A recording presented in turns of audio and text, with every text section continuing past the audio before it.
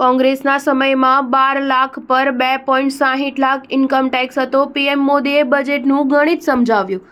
દિલ્હી વિધાનસભા ચૂંટણીને લઈને તમામ પક્ષો દ્વારા જોરશોરથી પ્રચાર કરી રહ્યા છે. ત્યારે રવિવારે વડાપ્રધાન નરેન્દ્ર મોદીએ આરકેપુરમમાં એક રેલી યોજી હતી. આ દરમિયાન તેમણે જણાવ્યું હતું કે દિલ્હીમાં એક પણ ઝૂંપડપટ્ટી તોડી પાડવામાં આવશે નહીં. નોંધનીય છે કે છેલ્લા ઘણા દિવસોથી અરવિંદ કેજરીવાલ તેમની જાહેર સભાઓમાં આરોપ લગાવી રહ્યા છે કે જો ભાજપ સત્તામાં આવશે તો તે ઝૂંપડપટ્ટીઓ તોડી પાડશે. આ વખતે દિલ્હી વિધાનસભા ચૂંટણીમાં ઝૂંપડપટ્ટીનો મુદ્દો ખૂબ ચર્ચામાં રહ્યો છે. જનસભાને સંબોધતા બજેટ અંગે વડાપ્રધાન મોદીએ જણાવ્યું હતું કે વાર્ષિક 12 લાખ રૂપિયા કમાતા લોકોને આટલી મોટી રાહત ક્યારેય મળી નથી. નહેરુજીના સમયમાં જો તમે 12 લાખ રૂપિયા કમાતા હોત તો સરકાર તમારી આવકનો ચોથો ભાગ પાછો લઈ લેતી હતી.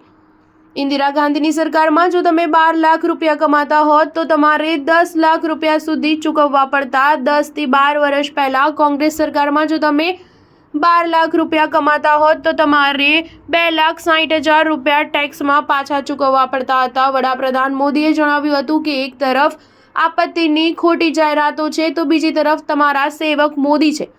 મોદીની ગેરંટીનો અર્થ થાય છે કે પરિપૂર્ણતાની ગેરંટી. મોદી જે કંઈ કહે છે તે કરે છે. બજેટ મોદીની આવી ગેરંટી પૂરી કરવાની ગેરંટી છે. આવતીકાલનું બજેટ જનતાનું બજેટ છે. તમે એ પણ જાણો છો કે 10 વર્ષમાં ભારતનું અર્થતંત્ર 10મા સ્થાનથી નીચે આવીને 5મા સ્થાને આવી ગયું છે. દેશની આર્થિક શક્તિ વધી રહી છે. નાગરિકોની આવક વધી રહી છે. જો પરિસ્થિતિ પહેલા જેવી હતી તેવી હોત તો દેશની આ વધતી જતી આવક કૌભાંડોમાં ખોવાઈ ગઈ હોત. કેટલાક લોકોએ તેને પકડી લીધું હોત. વધુમાં બજેટ અંગે વડાપ્રધાન મોદીએ જણાવ્યું હતું કે મધ્યમ વર્ગ માટે ફ્રેન્ડલી બજેટ છે. તેના અમલીકરણ પછી કપડાં, જૂતા, ટીવી, મોબાઈલ ફોન વગેરે જેવી ઘણી વસ્તુઓનું ઉત્પાદન સસ્તું થશે. મેક ઇન ઇન્ડિયાને પ્રોત્સાહન મળશે. ભારતના વિકાસમાં આપણા મધ્યમ વર્ગનો મોટો ફાળો છે. આ ભાજપ છે જે મધ્યમ વર્ગનું સન્માન કરે છે અને પ્રામાણિક કરદાતાઓને પુરસ્કાર આપે છે. પહેલા બજેટને કારણે મધ્યમ વર્ગની ઊંઘ ઉડી જતી હતી. સ્ટાર ન્યૂઝ 7 હંમેશા સચ્ચાઈની સાથે.